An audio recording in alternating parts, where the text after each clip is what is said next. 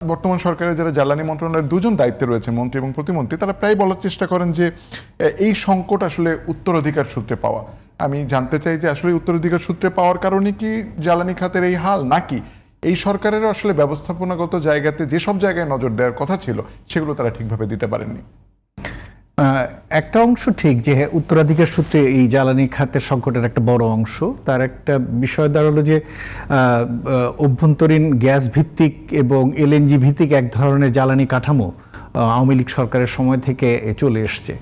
এই এলএনজি নির্ভরতা এবং গ্যাস নির্ভরতা থেকে আগে থেকেই যদি পরিকল্পনা করে বিকল্প জ্বালানির দিকে যদি শিফট করা যেত, অন্তত যেটাকে আমরা বলি জ্বালানি বহুমুখীকরণ, সেই কাজটি যদি ধাপে ধাপে হতো তাহলে ভালো হতো। তা না হয়ে যেটা হয়েছে যে স্বাধীনতা উত্তরকালে যে ধরনের গ্যাস ভিত্তিক অবকাঠামো রয়েছে সেটাকেই আমরা জিইয়ে রাখতে চেয়েছি, এবং এখনও সেই প্রবণতা আছে যে গ্যাস ভিত্তিক কাঠামোটি যেমন গ্যাসের ব্যবহার আপনি শিল্পে দেখবেন, গ্যাসের ব্যবহার বাসাবাড়িতে দেখবেন, গাড়িতে দেখবেন, তারপরে শিল্প কারখানায় দেখবেন, কৃষিতে দেখবেন। এবং সব জায়গায় চেষ্টাটি হচ্ছে যে যেহেতু অবকাঠামো রয়েছে সুতরাং এটাকেই রাখি।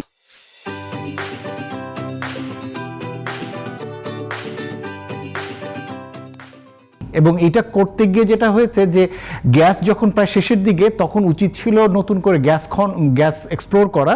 তা না করে সে এক্সপ্লোরকে বাধাগ্রস্ত করে পূর্ববর্তী সরকারের সময় এলএনজি আমদানিকে উৎসাহিত করা হয়েছে। এবং এখনও যখন সংকট হচ্ছে বারবারই টার্গেট করা হচ্ছে এলএনজি আনেন, এলএনজি আনেন। এই এলএনজি আনেন করতে করতে এত বেশি এখন আমাদের ঋণ এবং দায় দাঁড়িয়ে গেছে, যেটা এখন এই সরকারের জন্য ম্যানেজ করা টাফ। আমি একটা তথ্য দিলে বুঝবেন, 2018 সালে যখন প্রথম এলএনজি আমদানি হতো তখন গ্যাস আমদানির জন্য খরচ হতো 5,700 কোটি টাকা, এলএনজির জন্য প্রায় 6,000 কোটি টাকার কাছাকাছি।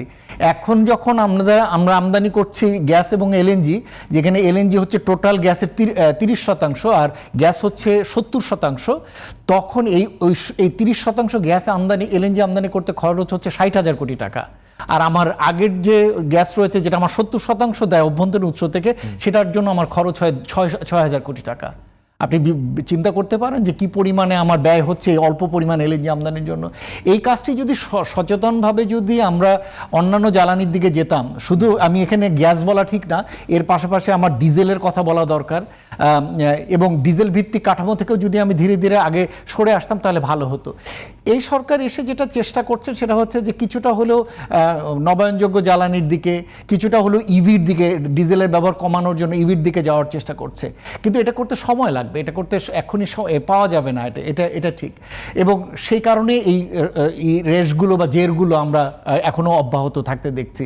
যেহেতু সরকারের বয়স মাত্র 6 মাস হয়েছে, সুতরাং এখনই তাকে এই পূর্ববর্তী এই জেরের জন্য দায় ফেলা কঠিন। বরঞ্চ দেখবার দরকার আছে যে এই 6 মাসে উপযুক্তভাবে ওই ধরনের কৌশল নিচ্ছে কিনা সরকার, যে হ্যাঁ আদতে এই সমস্যা থেকে উত্তরণের কৌশল নিচ্ছে কিনা। সেই জায়গায় আমার কাছে মনে হয়েছে যে সরকার কৌশল নেওয়ার ক্ষেত্রে এক পা আগাচ্ছেন, কিন্তু দ্বিতীয় পাটা আগানোর ক্ষেত্রে এখনও আড়ষ্টতা রয়েছে যে হ্যাঁ আমরা বেরিয়ে আসতে চাই। এই সংকটটা আসলে তড়িৎ কোনো সমাধান নেই।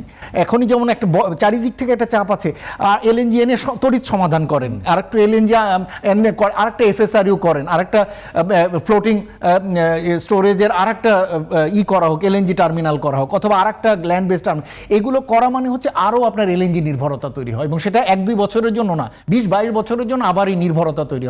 সুতরাং ওই যে বেরোনোর জন্য যত চেষ্টা, চারিদিকের এই লবি গ্রুপ সরকারকে আরও চাপ দিচ্ছে, আরও এলএনজি নিয়ে আনেন, ফলে যেটা হবে যে এখান থেকে বেরোনো যাচ্ছে না।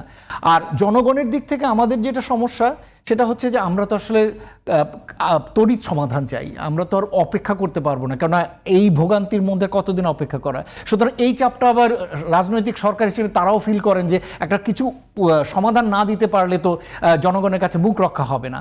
কিন্তু যেটা আসলে বাস্তব সত্য যে ধরনের একটা জটিলতার ভিতরে রয়েছি, এটা 3 থেকে 5 বছরের আগে এটার যদি আদতেই একটা গ্রহণযোগ্য সমাধান চাই, এটা সম্ভব না।